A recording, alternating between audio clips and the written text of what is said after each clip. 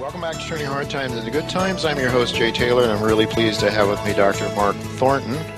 Jeffrey Deist was going to join us, but I guess he had to make a trip to the dentist, and his mouth is full of, that stuff they put in there to keep things from hurting when they poke around. So Jeff is not going to be with us, but Dr. Thornton is, and I'm really pleased to have him with us. He is an American economist of the Austrian School of Persuasion. We've had him on this show before, and you can find out more about him by going to the Mises website, and his bio is there, and also he provides a lot of great content there as well. So thanks for joining me today, Mark. It's good to have you with me again. Jay, it's great to be back on your show again. Really good to have you. I must admit that as a person who reveres Austrian economics, I pay far too less attention to the Mises Institute and all the good stuff you and others post there. A lot of great interviews and articles, and I think you write something almost daily, don't you? Yes, we're on the blog every day, and it's been great. We've got a lot of young scholars on there from all over the world, and so you're getting some great reporting, up-to-date stuff on our blog. So do people talk about what's going on around the world in the economies and political issues and so forth, or what sort of things are talked about on that blog? Oh, exactly. Issues involving gold, issues involving central bank policy are prime examples, and we also do microeconomic policy examples, staying up to date with the news from an Austrian perspective. I think that's the most important thing, because the mainstream media is junk news, basically, and you can go to Mises.org, Mises.org, get on our blog and subscribe, and it's great stuff. Do you get any feedback from people around the world about Donald Trump and the American electoral process? Yes, we do, and it's both highly positive and highly negative. Foreigners, for example, are very concerned about Donald Trump's foreign policy and carpet bombing and trade policy, but others are very encouraged about the developments and the support that an outsider, not really an outsider, but outside the political process person, is doing so well. Mm-hmm. How do you feel about that, Mark? I mean, I'd say, the one part of me says, I'm glad to see the establishment being challenged. On the other part, I don't know if I quite believe or understand what Trump's policies would be. Well, that's a very good question as well. I think it's a good sign that Donald Trump is getting 35, 40% support. Bernie Sanders, the same thing on the far left. Their policies are problematic, for sure. But the fact that so many Americans from across the political spectrum, from the Tea Party to the progressive socialists, are saying that the establishment is wrong. The establishment is working in their own interest. They're not working for the average American. And so these two candidates are drawing from the far left, from independent voters, from Tea Partiers, even libertarians. I talked recently, just a couple days ago, for the chairman of Libertarians for Trump, which sounds like an oxymoron. And I specifically asked him, what do you think of his economic policies? And he said, oh, no, his economic policies are all wrong. But the fact that he's standing up to the establishment is why you see some libertarians supporting him as well. Mm-hmm. Well, Mark, if you're talking about 35 to 40% on both the left and the right that are in favor of Trump and Sanders, respectively, then you're looking at a 70 to 80% disenchantment from the American people, to the extent, of course, those people that are voting in the primaries are probably more politically active than a lot of other people. But nonetheless, it would suggest there is a great deal of disenchantment across the country then, wouldn't it? Absolutely. And, of course, we have known about the problems that the Federal Reserve and the federal government has created for Americans currently. And we also know all the future problems that we're going to be facing with the national debt, the entitlement programs, the empire falling apart, and what all the implications of that are for the average, ordinary American and people abroad, too, as well. We're creating problems all over the globe. We've made a mess of the Middle East, of course. That problem is coming home to roost one airline ticket at a time. Yeah. And so it's great that people are finally waking up to all this nonsense and putting at least their vote where it counts. A protest vote. The question is, though, what do we do? Do we provide a better solution or something that might be worse? I guess is the fear that I have. You never know unless people are properly educated, and I think that's where the Mises institution does such a great job. It is just astounding to me that we're supposed to be, or we're known as a capitalist country, yet I don't see anything that resembles capitalism to any great extent. If you start out with the money markets, for example, Mark, how can we have capitalism if you don't allow capital to be a price discovery of capital? Oh, that's absolutely correct. That's what Mises says is the highlight of capitalism is you have to have stock markets and financial markets so that capital goods are correctly priced. And what the Federal Reserve has been up to for the last 25 years is intervening in those markets. And of course, after the financial crisis, they intervened on the behalf of the big banks, the investment banks in particular, driving the interest rate to zero. And so not only are you distorting capital pricing, but you're also creating a situation on Main Street where my savings account earns me 0.01 of 1%. That's just ridiculous. That's just ridiculous. And it's just a blatant sign or symbol or example of the nonsense that the Federal Reserve, Chairman Yellen, have committed themselves to. Yeah, it's incredible, and you wonder. It seems as though every step along the line of nonsense requires even greater nonsense as a follow-up. And so, of course, zero interest rates aren't good enough. We need to go to negative interest rates now. What do you think the chances of that happening in the United States are?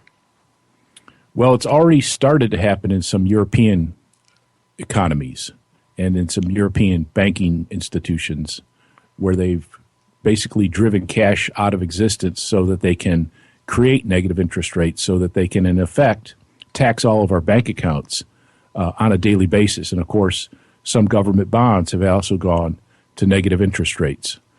So they've started this process. They're continuing this process. There's a war on cash going on in the United States. It's in its early stages, but they're planning on phasing out the $100 bill to make it more difficult for us to hold cash in large amounts. The European Central Bank is phasing out the 500 euro bill, again, to make it more difficult to hold large amounts of cash. And I made a comment on our blog last week that these negative interest rates are really working to stimulate the economy because the Japanese are buying safes in record numbers, and they're completely out of stock now of safes. And in Germany, banks are building a record amount of new space for safe deposit boxes. I'll be darned. Yeah. Yeah. And so they're going to build more space of safety deposit boxes in Germany in next year than in any year in history. And of course, the Japanese have ramped up their imports and production of safes. So it actually has stimulated some economic activity, but it's of the most ludicrous form. Right. So people are just getting ready to store their paper, I guess, or gold or whatever else. I think both, actually. I think people are storing, and central banks are also storing record amounts of gold in China, although the Bank of Canada actually just sold its last remaining amount of gold, so they're goldless now. Yeah. But I think people are stocking up on gold. They're stocking up on silver. They're stocking up on cash. Not just in the United States, but in many places around the world. Mm-hmm. Well, we certainly have talked on this show about the need to get your money out of electronic form. Actually, what people, I think the vast majority of people don't really even understand that when they put their money in a bank, they're actually unsecured lenders to the bank. It's not even their money anymore until they take it back out. So the dangers of owning money, and now if they're not allowing you to withdraw it, even cash out of the system, then I think there's good reason to look for other places to store wealth and not in some kind of liability wealth or electronic form, but in the actual tangible form. So I guess what you're telling me is that's happening now. I wasn't aware of that boom for, I guess in the United States it's guns to a certain extent, but in other countries it's safety deposit boxes. Mark, aside from the economics, I think there are some philosophical issues, though, that Trump is hitting on that make a lot of sense, to me anyway. I mean, as an old-timer. I'm thinking, I was brought up to believe that the sovereignty of nations was something that was important, and it seems to me that's part of what Trump is hitting on here. He's looking at building a wall to keep Mexicans out. Well, that rubs me the wrong way because, and I know it does you as an Austrian, we are free market, we're free traders, we want to trade freely. But what do you think in terms of his criticism of things like the Trans-Pacific Partnership and NAFTA and so forth and so on? You're a free trader, I'm sure. Almost all economists, left, right, center, wherever, are free traders. But what are your thoughts about some of these trade agreements like Trans-Pacific Partnership and NAFTA and so forth? Well, I don't like them. They're not free trade. They're basically crony capitalism, which puts the interest of the capitalists, the bankers, the big corporations, the patent holders. It puts their interest forward while at the same time having a very detrimental effect on labor markets here in the U.S. Mm-hmm. Now, of course, consumers are benefited to a large extent by these trade agreements, but there are winners and losers, and it's not real free trade. And so I think he's a populist, and he's going for these issues which resonate with many, many Americans who have not done well over the last many years. And you got to remember that Trump grew up in the 50s and 60s when America was, a clear superpower, far above and beyond everybody else. And then as he comes into adulthood, you see the U.S. Going into stagflation, having to be forced off of the gold standard by the French, losing the Vietnam War, having Watergate, and all the other problems that he faced as a young man. Mm-hmm. And so that's where that whole I want to make America great again, instead of the Japanese being great and the Chinese being great and India being great, he wants to bring the United States into a position of economic leadership. He wants to bring the United States back to its clear economic greatness. The problem is, of course, he doesn't know how to do that unless his entrepreneurial skills somehow win out and cause him or lead him to the right free market positions. But I'm afraid that that's not likely to happen. So his is sort of a populist nationalism. We want to be great. We want to feel superior to other countries. We want to be something extraordinary compared to other people. Sort of fictitiously holding ourselves out to be something much greater than any other country could be. That is certainly in opposition to an Austrian school viewpoint of free trade, isn't it? Oh, absolutely. And nationalism, of course, is highly problematic. It leads in dangerous directions, including war. Yeah. And so that inclination has to be fought at every turn. It always has to be pointed out that trade agreements are for the crony capitalists, that they're not free trade, and building a wall is not going to help. It's not going to stop the Mexicans from coming into this country. It's just a matter of the economy. And if there's jobs, that's going to be important. But the wall is not going to be stopping those Mexicans from coming or going. As a matter of fact, what I'm worried about most is going to prevent me from leaving the country. Oh, yeah. Well, it seems to be, it certainly makes it more difficult all the time. It has been more difficult for a number of years to transfer money into different countries. I know that. So the amount of paperwork you have to go through to buy a few shares of stock on a private placement in Canada is astounding. I've all but given up on that.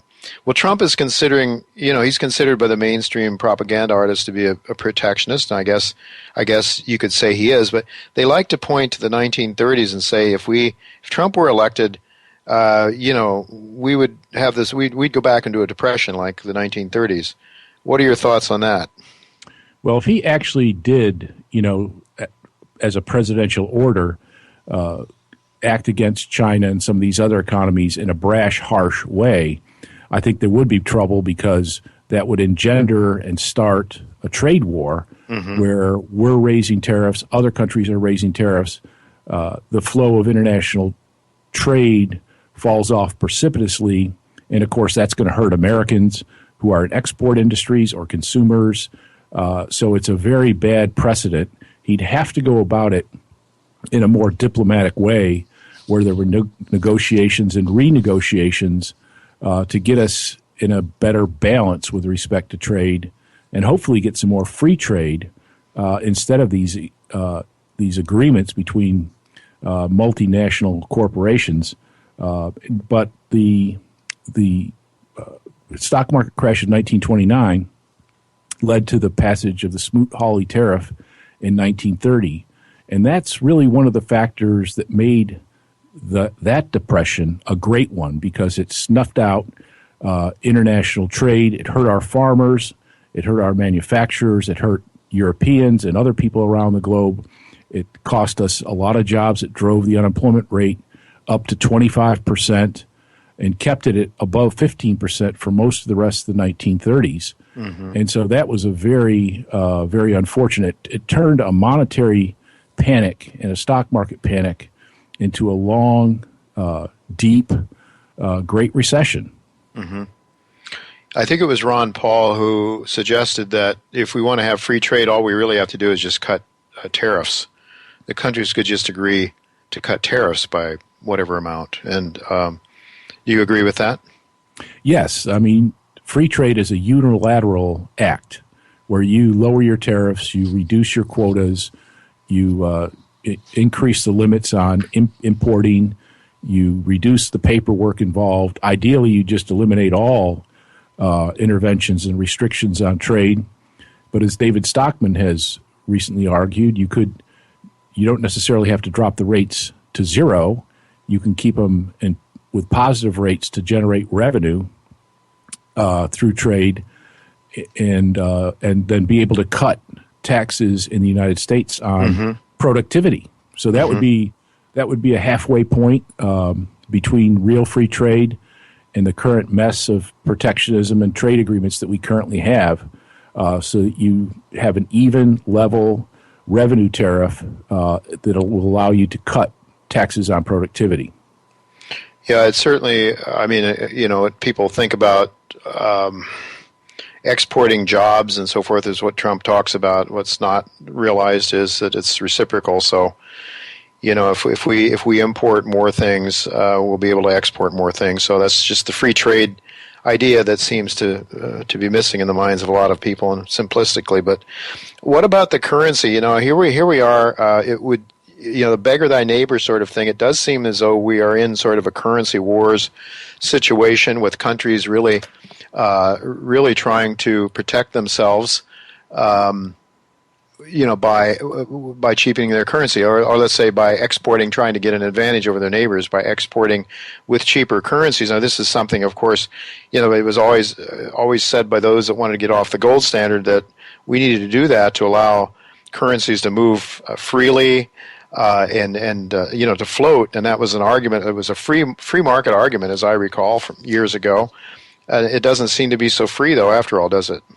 Well, it's not a free market argument, but a currency war. We're in a currency war. All the major central banks have reduced their interest rates, their prime interest rate, close to zero, or in the case of Japan and the euro, they've gone negative. And, so one currency, one political unit is trying to reduce the value of their currency in order to encourage exports and discourage imports by manipulating their currency. And that can have a very short-term positive effect on export-led manufacturing industries, but it very quickly dissipates.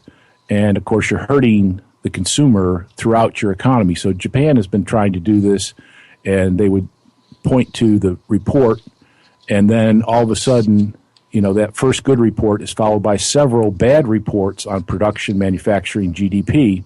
Yeah. And so it's a self-defeating policy. It hasn't worked. It just has a very short-term appeal, and it ultimately is hurting consumers throughout the economies that are trying to do it. But when everybody's trying to do it, it just hurts everybody. All right, Mark, we're going to have to leave it go at that. We're just about out of time, but just one last question. What are the odds of Donald Trump winning the presidency? A snowball's chance in hell greater?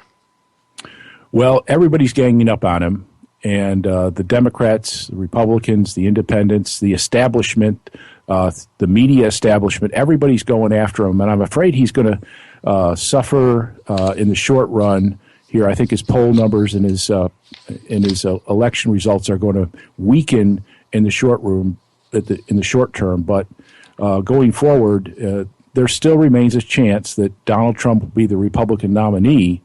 The problem is that many establishment Republicans would rather vote for Hillary Clinton than Donald Trump. I know. So, that's where we're at now. Unfortunately, we're also out of time. Good talking with you again. Thanks so much, Mark, for being with us, and we'll look to do it again sometime in the near future. Absolutely, Jay. I love doing your show. It's a great show.